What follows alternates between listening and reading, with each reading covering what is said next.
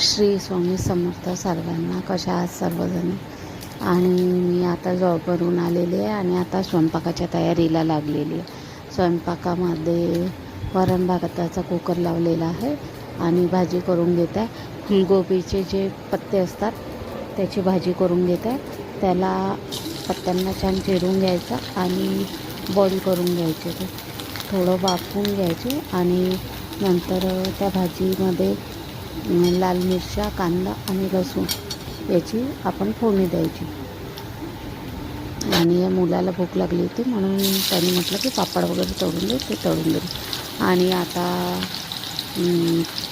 तेल घेतलेलं आहे, लसूण, कांदा आणि लाल मिरची टाकून छान परतून घेतला आणि त्याच्यामध्ये ती भाजी टाकून घेतलेली आणि मीठ. बाकी याच्यामध्ये काहीच जात नाही, पण खूप छान भाजी लागते. तुम्ही अशी करून बघा. कधी तुम्ही खाल्ली आहे की नाही आहे ते पण मला सांगा. आणि रात्रीचा हेच होतं माझ्या स्वयंपाकामध्ये.